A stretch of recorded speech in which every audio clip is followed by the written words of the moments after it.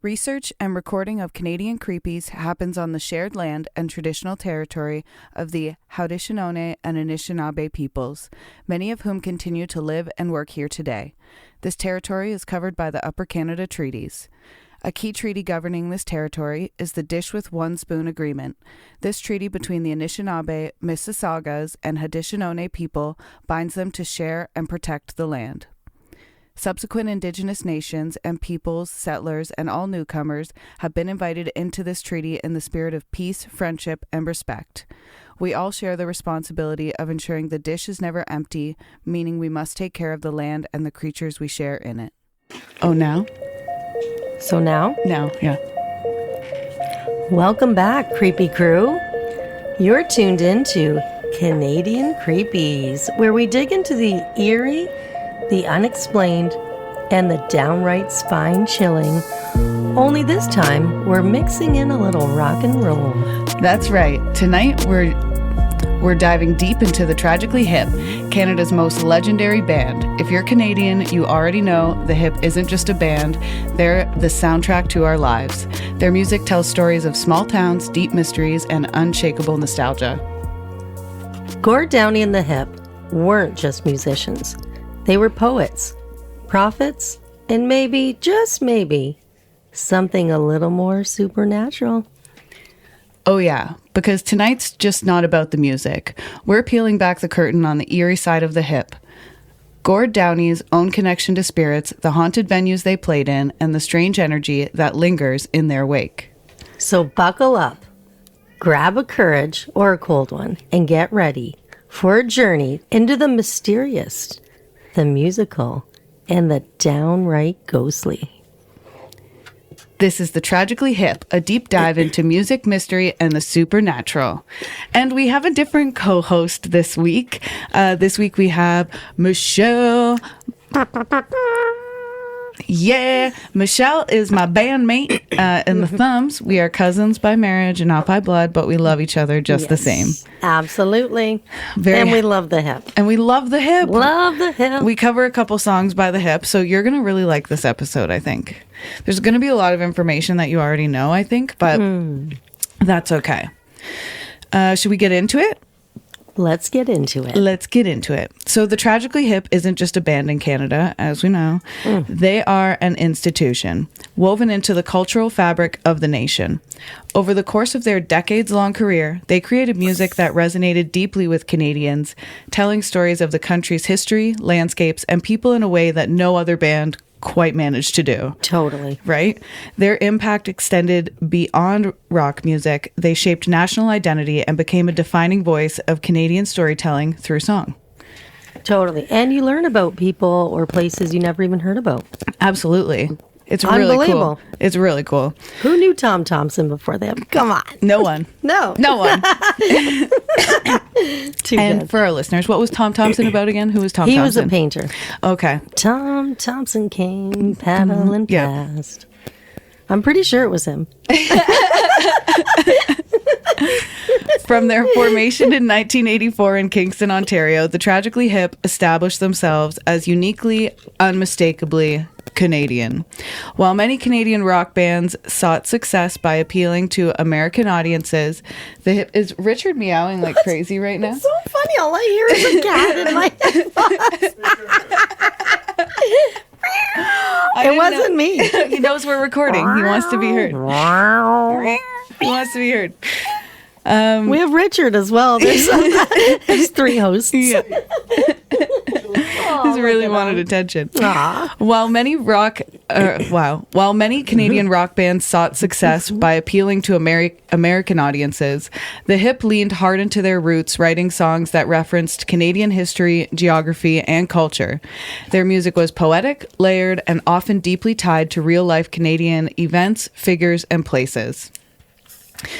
Their lyrics reflected the lives of everyday Canadians, small town struggles, the rugged wilderness, and the forgotten or overlooked aspects of Canadian history. Songs like Bob Cajun, Wheat Kings, and 50 Mission Cap became anthems that told stories in a way that felt deeply personal, yet universal to the Canadian experience. Yeah. I'm getting like goosebumps Honestly, talking about you get this. so attached. I am attached. Oh my goodness. So Bob Cajun came out in 1998. Okay. As you know, I was 8 when that came out. You were 18. 98, 18. Yeah. Wow. It was a haunting and nostalgic song named after the Ontario town. And you've been to Bob Cajun? Oh, tons. I have not. I've driven through it. Oh, okay. But I want to go. Is it very touristy? I don't think so. No. So not too many people go there just because of the song? Because that's how I picture it. No. It's like a typical up north, exactly what you're thinking. Like, you ever been to Peterborough? Yeah. And like that. Nice. It's not just like, whoa, everyone's there for the hip Right. song, but there definitely is people that travel there for summer. Right. Vacay, fishing, all that stuff, Right. Quintessential Yes. Canadian pastimes. Canadian cottage. Canadian cottage living. That's right. Exactly. So Bob Cajun captures a bittersweet sense of longing and mystery. Many interpret the lyrics as touching on themes of love, small town life, and even references to anti-Semitic riots in Toronto in the 1930s. Absolute. Wheat Kings came out in 1992, and it's a song about the wrongful conviction of David Milgaard, Yes. a Canadian man who spent, and when I was like doing the research on this, I actually wrote down David Milgaard for another episode because I was like, I'll definitely have to do like a deep dive into that. Sure. But he was a Canadian man who spent 23 years in prison for a murder he didn't commit. Oh. Tragic. Not Tragically Hip. No. It was the opposite. That's right. Yeah. Tragically unhip. Yeah, that's right. But this song serves as both a lament and a call to remember injustice. See, and we wouldn't have known that story if it wasn't for Gord Downie. If it wasn't for Gord. There's so many things you learn from that band. Right? That's just like That's unbelievable. Canadian culture. Yes. That otherwise would have been, and I've felt this growing up, and I'm sure you felt it like even more. It feels like with our culture, it almost just gets like swept to the side for American culture, even though we're in Canada. I get what you mean by that. Yes. And like, I could agree. Yeah. Yeah. So it's nice to have this band that's just like unabashedly ours. Like they're just ours. They're ours. They're for the Canadian people. Unbelievable. And nobody else around the world really gets them. And we're fine with that. Yeah. You don't have to get Gord. You don't. No. Because we do. But the right people do get them, That's right. That's the right. right ones do get them. Another one that came out, 50 Mission Cap, also came out in 1992. And Love this that. track immortalized the tragic story of the Toronto Maple Leafs player, Bill Barilko. Bill Barilko, Yes. who disappeared in 1951 after scoring the Stanley Cup winning goal. What? Unbelievable. I didn't know. How did Bill he disappear? Barilko disappeared. You just don't like. That summer. You're singing them. You're singing the lyrics, but you just He was don't He was put on it a together. fishing trip. Another Canadian. Oh, okay, so he was on a fishing trip. And he disappeared. Yes. So he won the Stanley Cup for the Leafs and then disappeared.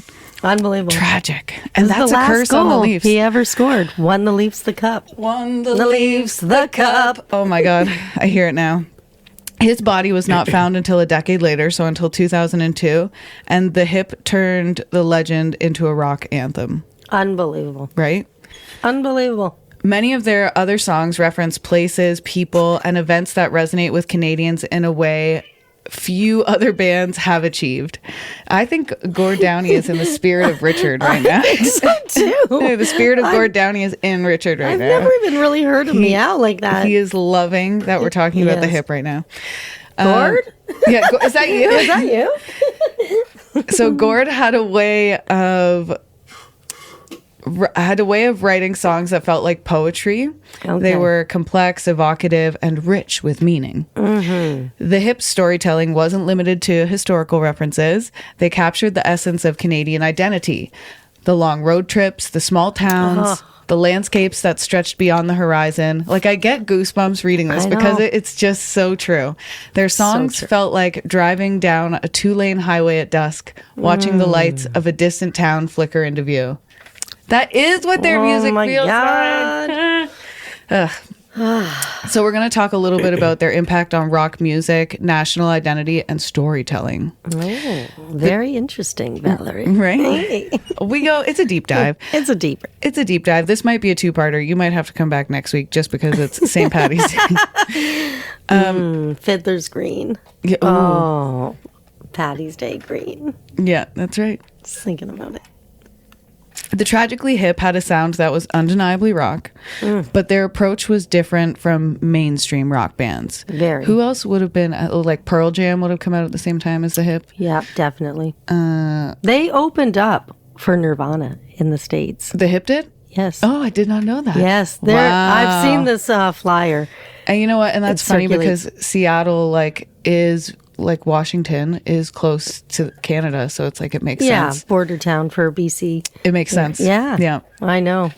That is so cool. It is really cool. Really cool. Yeah. They were never flat. But I don't know if Nirvana actually opened for the Hip or the Hip opened, but it was in the States. Maybe it was just like a joint show. I had to re-look that one up. Yeah. Come back. Okay. They were never flashy about. Wait, they were never about flash.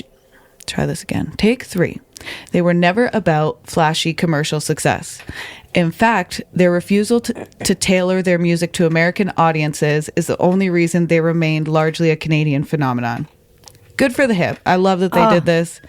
They were dedicated to being Canadian. That's right. And it's a beautiful thing. Exactly. Unapologetically Canadian. I love that. Unapologetically Canadian. I love that. Wow. And it's cool because Gord also acknowledged our history as a nation and how, you know what I mean? Oh, yeah. And but we'll get more into that. Yes. While other Canadian artists like Bryan Adams, which I always forget Bryan Adams is Canadian. Dude, that's so funny. Because why? So I don't want to claim him. But you know what? Now that tracks because my parents' wedding song was actually a Bryan Adams song. Oh my God, I had no idea. Heaven. Baby, you're all that I want when you're lying here in my arms. They're divorced now. That's because of the song. Because of Bryan Adams. But that's so funny. What a Canadian couple thing to do. Wow, that's so great. Funny.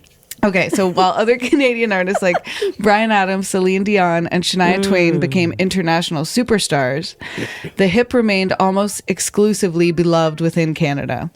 Their success wasn't measured in Billboard charts or Grammy wins, although they did have Juno Awards, the Canadian equivalent. Kyle, the other day, I told him to ChatGPT he said he wanted to win a Grammy, and I said ChatGPT had to do it. And then, so he was reading what ChatGPT said, and I said, oh wait, you should probably win a Juno first. Yes. Yes. You gotta win the Juno first. You gotta win the Juno. Instead, the Hip's influence was seen in packed arenas across the country and in the way their music became embedded into Canadian culture. And what more do you want as a musician than to be embedded into your country's culture, you know? They were the best. The best. I mean, traveling across the country, playing small clubs, they were never too big in their eyes. Never. You know? Yep. They were humble. Yes. They and made appreciative. Everyone feel important. Yeah. Yeah. It's amazing. It's beautiful. Yeah. Their songs became the background to Canadian summers, played at barbecues, road trips, and hockey games. They were the band that played at house parties, on fishing boats, in dive bars, and even in Parliament buildings. Totally. Gord Downie, in particular, elevated the band beyond music. His poetic lyrics, stage presence, and later his activism for Indigenous rights cemented his place as one of Canada's most significant cultural figures. His ability to weave historical narratives, personal emotions, and national identity into his lyrics made him a unique voice in rock music. Do you remember when he died? Oh, yeah. I was driving. And 97.7 stopped whatever song was on, and they said it, and it was no. But we knew it was coming, so it's so sad, though. I know. I luckily did see him about a year before he passed. I saw him in the streets in Toronto with my dad. We were at a government mule show. This is the Dempsey look. I know. I've luckily had the pleasure of meeting him a couple times. But this particular time was after he announced that he was sick. And we were outside on a break at the government mule show. So I said to my dad, I'm like, hey, that's Gord Downie. He's like, where? No way. I'm like, yeah, it is. So I went up and said, hey, Gord, how are you? And he was like, hey, how are you? I was like, whatever. Just a small chat. But then we had like probably the best moment, probably 20 seconds. And we just kind of like stared at each other in the eyes. And he's just like, have a great day. And I like never felt so connected to anybody. I was just like, that was unbelievable. Like my dad was like, that really was Gord Downie. I'm like, unbelievable. Yeah. What are the odds? That's amazing. It was such just such a moment for me. For sure. And you know what? You're a deserving person to have met him, you know, and to have had that moment. Yes. I didn't have the pleasure. But I get to hear the stories through people like you. True. And that's wonderful. Yes. That's wonderful. And I get to tell his tale right now on this podcast. How cool. Oh, what a man. So cool. So cool. In 2016, now Prime Minister Justin Trudeau, now ex-Prime Minister, called the Tragically Hip the soundtrack of our lives, reflecting how deeply their music resonated across generations. They were a band that belonged to Canada, and Canadians took immense pride in that. Absolutely. Right. We feel so proud as Canadians when we know we have the hip. That's in our back pocket for life. For life. Right? It's we don't care what the States has at all. We're like, but we have the hip. So we trump you every time. Every time. You have Elvis? We have the hip. So it doesn't matter. It doesn't matter who you say. It literally doesn't matter who you say to us. We will still always say, we had Gord Downie, though. Hip. We had the Tragically Hip. Actually, I'm going to see Paul Langlois on Friday. Nice. From the Hip. That'll be fun. Can you believe I'm going? You know what? I still haven't finished watching that Hip documentary on Prime. Oh. Because Kyle and I watched the first episode, and then I was like, I don't want to finish this too fast. Claire hasn't watched it because she's like, I don't want to watch it, and then it's over. Yeah, that's right. I'm doing the same thing. I'm doing the exact same thing. This is how much thought we put into oh my God. This is how much we love the Hip. We just love. We absolutely love. Unbelievable. Okay, we're going to talk a little bit about the significance of their final concert in Kingston 2016. Oh. Because this concert comes back around. Did you go to that tour? No. I did. I think I was.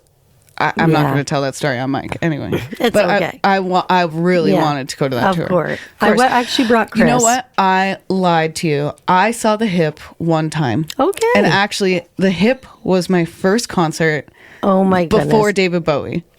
Was this at like Blues Fest in Wasaga Beach? I was going to say, were you with Chris? Yes. Because he always says this is the one where they were near the front, but me and Mom went up to the front. There was too much smoke. Yeah. And then Chris wanted to go back, and Uncle Wayne's like, why don't we just stay up? We're like front row. And he's like, it's so smoky. Yeah, no, Mom and I stayed. That's it. Mom and I.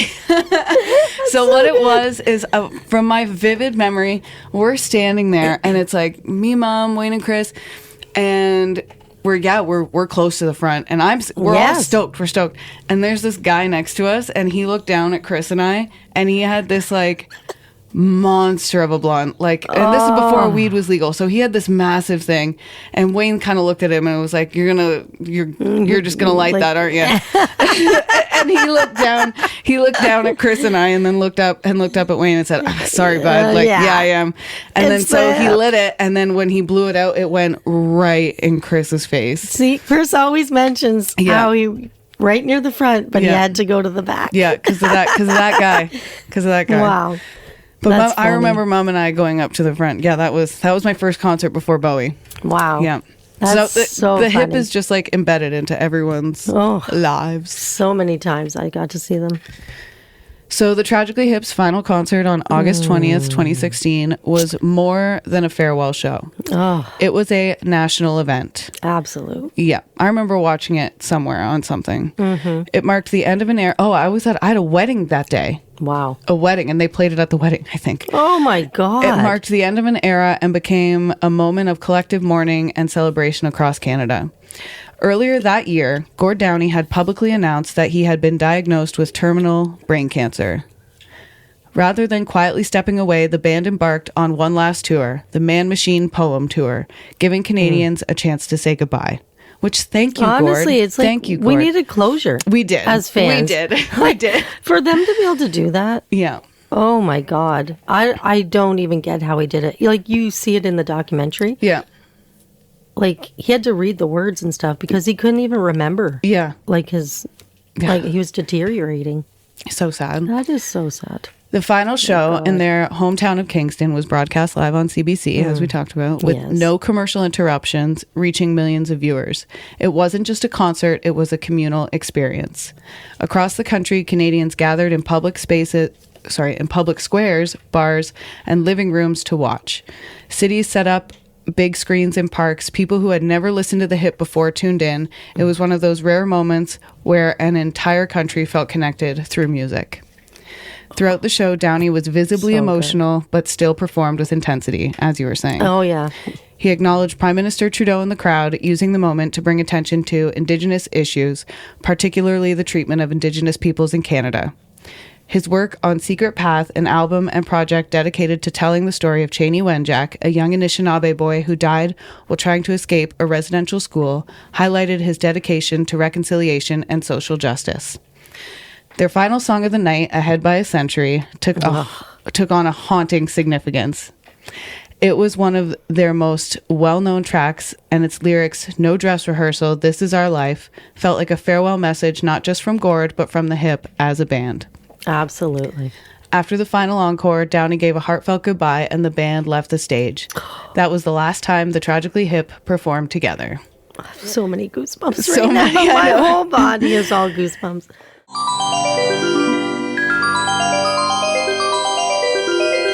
You. Still haunting the same old fast fashion? Time to dig up something better with Back from the Dead Goods, a Canadian small business where forgotten threads get a second life and sustainability meets spooky. This isn't just upcycled clothing. It's resurrected fashion with an eerie edge. Handpicked, reworked, and revived, every piece is as unique as a ghost story whispered at midnight. And because you're a part of the Canadian Creepies family, you get an exclusive deal. Use code Canadian Creepies at checkout for 10% off. Find them lurking on Instagram, Etsy, and Poshmark. Links are in the episode description. Give your wardrobe a second chance at life, if you dare.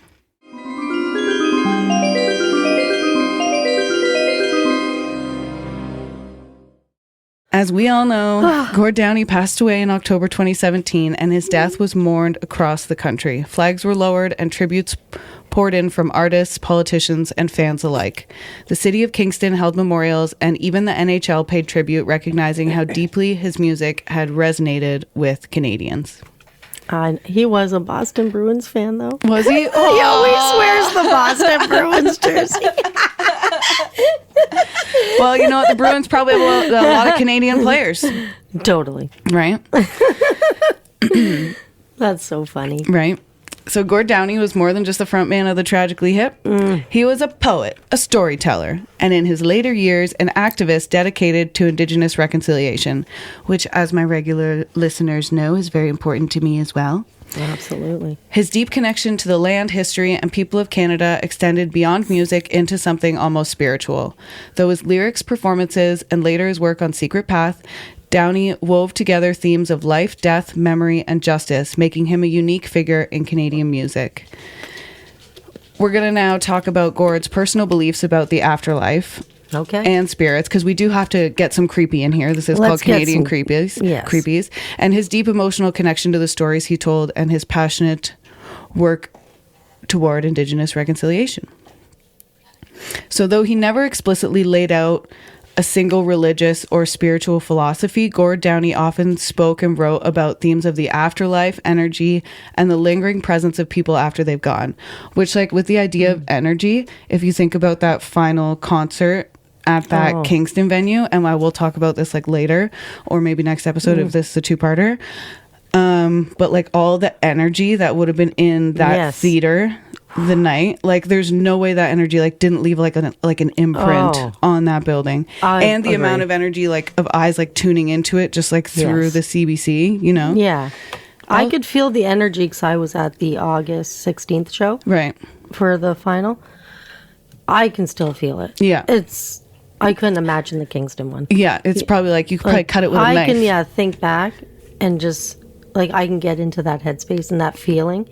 I couldn't imagine that Kingston one. Yeah, wow. Yeah. it'd be so powerful. You'd probably feel it for the rest of your life. Yeah. And I'd love to hear if any of our listeners were at that Kingston that would show. be cool. Tell a story. Yeah, or if you've seen the hip, I'll read your story. I'd love to hear about it. So these themes are woven into the Tragically Hip's music. His lyrics often suggest a fascination with the unknown, the mystical, and the spaces between life and death. Yes. One of the clearest examples of this is in Ahead by a Century, which became one of the band's defining songs. The lyrics feel almost prophetic in retrospect. No dress rehearsal, this is our life. Yes. Which even before, like, his death, that was a profound lyric. Who thinks of that? Yeah. So many times you hear a song by him and you're just like, how did you put the pen to paper like that? In what depths of your brain did you scoop that out of? So perfectly put. Yeah. Right? And the song resonates with a sense of fate, of moving beyond the present moment into something bigger. Many fans have interpreted this as a reflection of Downie's own beliefs and understanding that life is fleeting, but that something else might linger beyond it. Ooh. Downie's connection to energy and spirits also, I love it, also manifested in the way he spoke about music and performances. In interviews, he described the experience of being on stage as transcendent and almost otherworldly, which you can see in the way he would his mannerisms. He was like possessed. Yeah, totally. It's like, the wild duration, like the way his body moved and stuff. Yeah. It's like he couldn't help it. Yeah. That's why he started the guitar. Because it was like so much and he wanted to try and calm it down. But it's just in him. Yeah, it was just an energy in him. It's like a possession that took over him. Yeah. It's amazing. He would frequently lose himself in performances, moving erratically, seemingly channeling something beyond himself, as you said. Absolutely. Many of his stage movements were unscripted and spontaneous, making it feel as though he was tapping into a different plane of existence when he performed, which I can totally see. I agree. That tracks for Gord. Oh, like the handkerchief he would play with sometimes? Yeah. And he would do it for so long during a show. It was like unbelievable. I've never seen anything like that. Right? So cool. After his diagnosis with terminal brain cancer in 2016, Downie became even more vocal about his acceptance of death and the unknown, which he really did. Like, he seemed accepting of it. He didn't seem like... He had like a calmness about him. Yeah. He spoke about the importance of memories, of leaving behind something meaningful, and of feeling the presence of those who had passed before him. One of the most touching aspects of his final years was how he had approached the idea of legacy, not just as a musician, but as someone who could still make an impact on the world.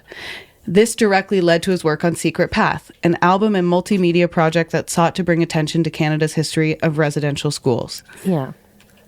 Like, so many people didn't even know about that. Right? And then it's like, whoa, everybody's hearing about it. Like, what happened in the past? And then so you start digging into it and educating yourself. Yeah. Like, he did that for so many people. For so many. Like, I'm not sure I knew about really residential schools before that.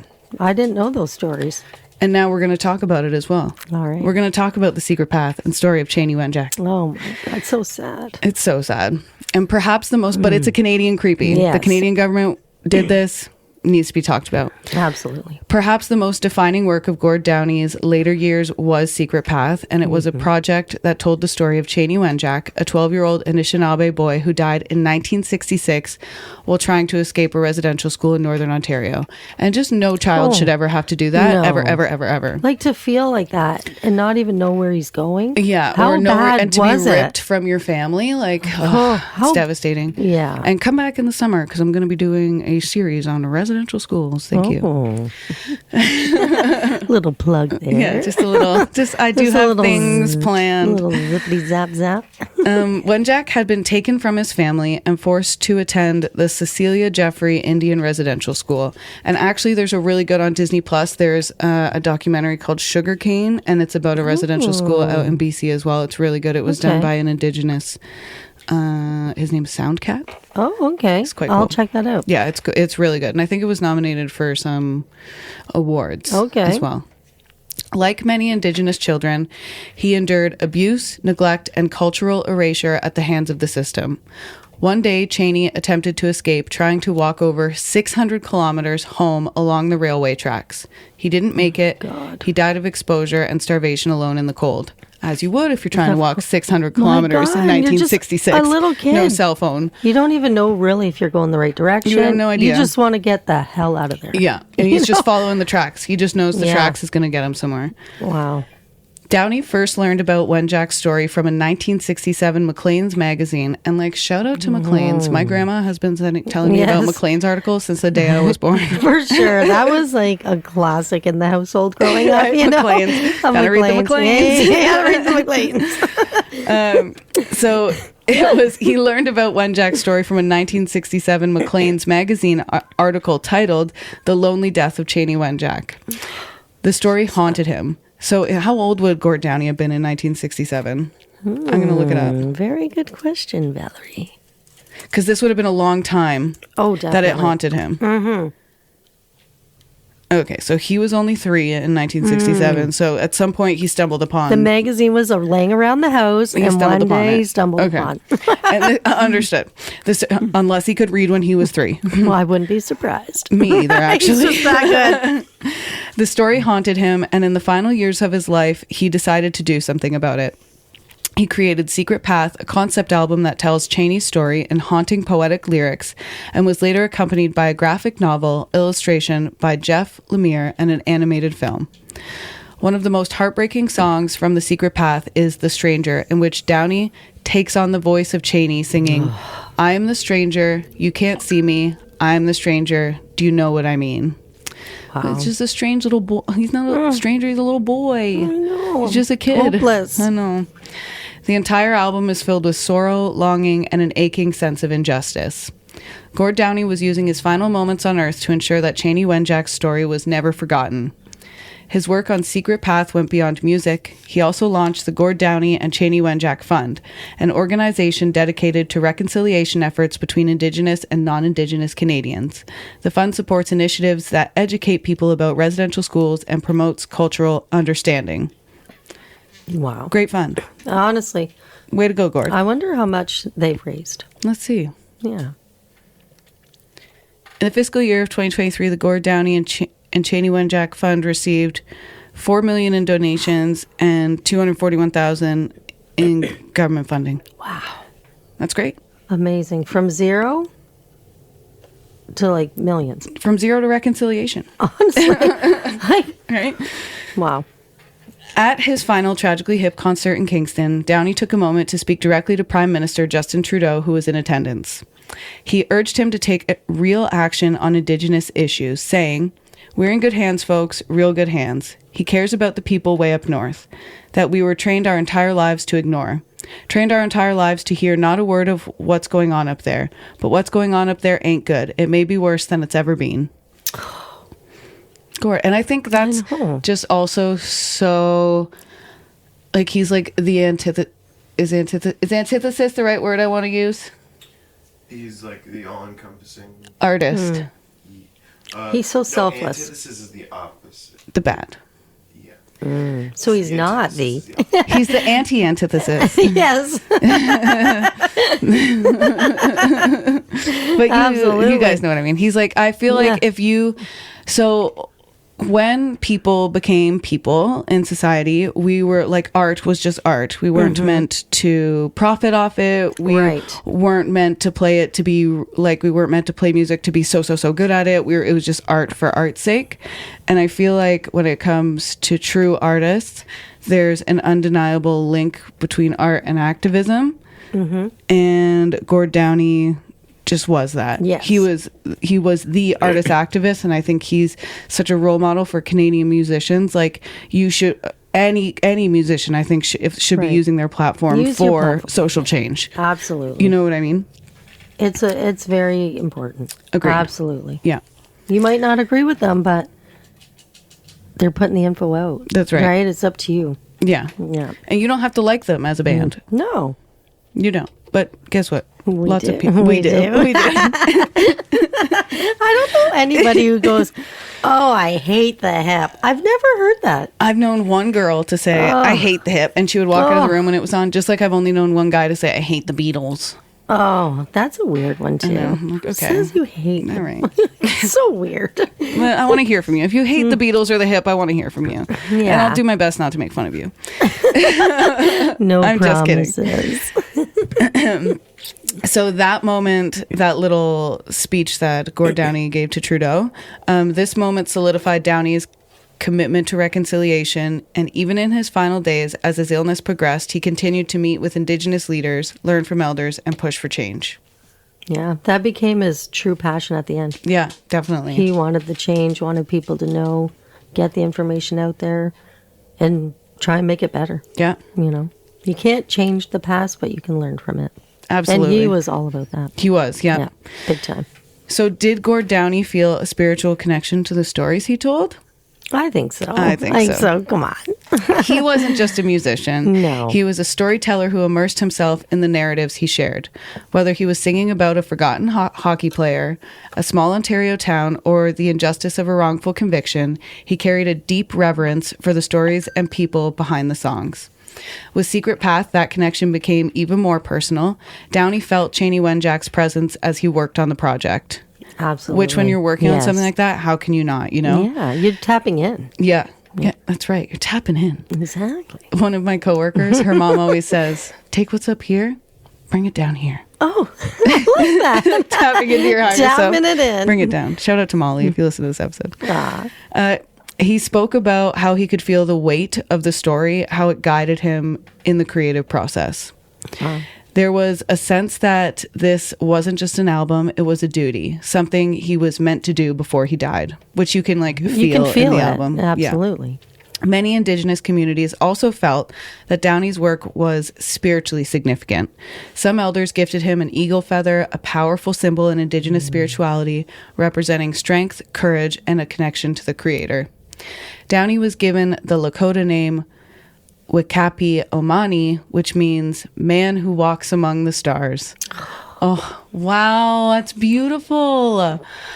This name reflected not only his status as a visionary artist, but also acknowledged the journey he was about to take beyond this world. Oh my gosh. The Indigenous people should be just leading the world in Canada. Oh my goodness. Give them all the governmental power. They're so connected. Right? They're so connected. Yeah, absolutely. So I think we have time to do, finish this section. And then I'll do Creep of the Week. Mm-hmm. And then we'll have you on your way. That's fine. And then you'll come back next week and we'll do part 2. I love that. Love that. So where was I? We're going to talk a little bit about... So we're going to round this off with talking about Gord Downie's final days and his lasting spiritual legacy. And then next week we'll talk a little bit about haunted venues and places associated with the Hip. So we'll get more creepy. So this Love episode was that. like a nice, good precursor into, you know, The pre-creepy. the pre-creepy. But even, you have to know, but even like Gord's spiritual connection and stuff. He's so important. He needs 2 shows. Exactly. Yeah, That's because right. there's The just band so is so much. important. Yeah. They need 2 episodes. In the months leading up to his death, Downie continued to write, speak, and advocate for Indigenous rights. He spent time with Indigenous leaders, participated in ceremonies, and continued working on projects despite his illness. When he passed away on October 17th, 2017, Canada mourned as a nation. Tributes poured in from fans, musicians, politicians, and Indigenous leaders, and many spoke about how Downie's spirit would live on, not just in his music, but in the work he had done for reconciliation. Some fans have shared stories of feeling his presence after his passing, whether through his music, dreams, or even unexplained moments of energy and emotion. Gord Downie's legacy is one of connection between the past and the present, between music and storytelling, between Indigenous and non-Indigenous people. He believed in something beyond himself, whether that was spirits, energy, or simply the power of a song to change lives. And in that belief, he left behind something much greater than music. He left behind a call to remember, listen, and to act. Love that. That's right. And then next week we're gonna have more creepy hip stuff. But for now, we're gonna do. I started a new segment. It's called Creep of the Week. Oh, cool. So last week's Creep of the Week was Doug Ford. Oh, that's hilarious. And this week's Creep of the Week. Now, the qualifications for Creep of the Week are very small. You just have to do something creepy and be Canadian. Perfect. Man, woman, age, race, gender, doesn't really matter. No. Obviously adult. I'm not making fun of kids. No. Absolutely not. But I do, listeners, want some suggestions for Creep of the Week. Please submit stories you want me to, or cases you want me to look into, Creeps of the Week. I'll happily share them. And I feel like you'll get a kick out of who this week's Creep of the Week is.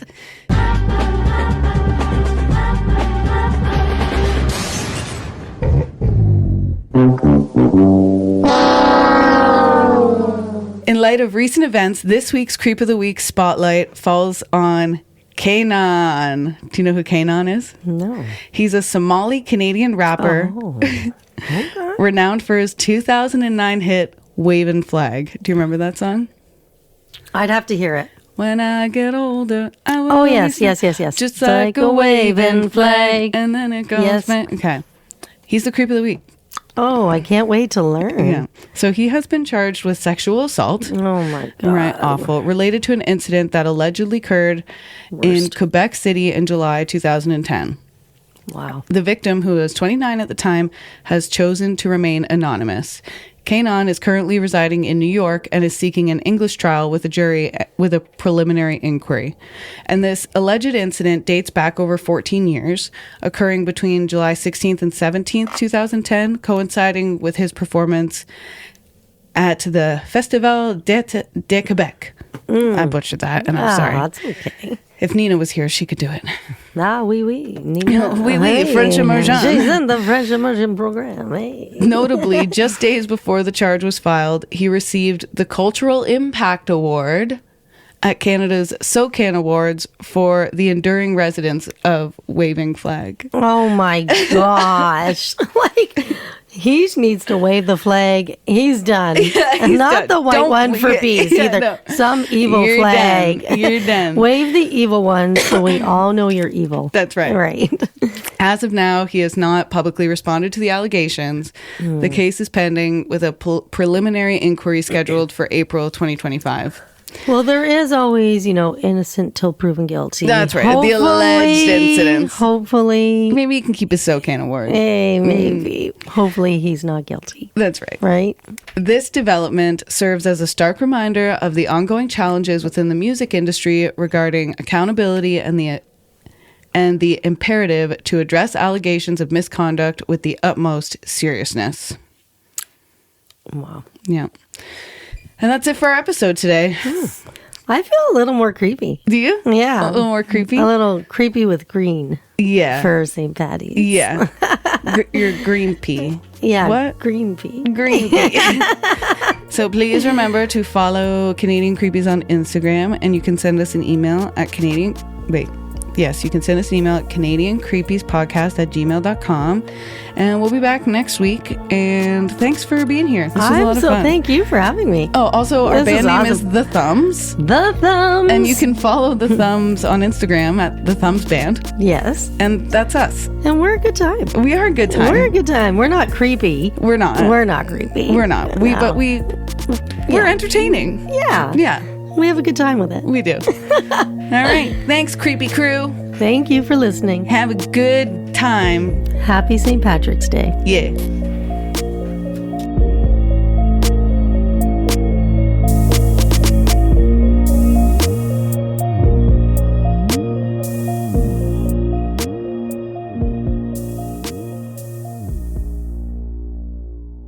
Thank you to Kyle McDonnell for editing and composing our theme song.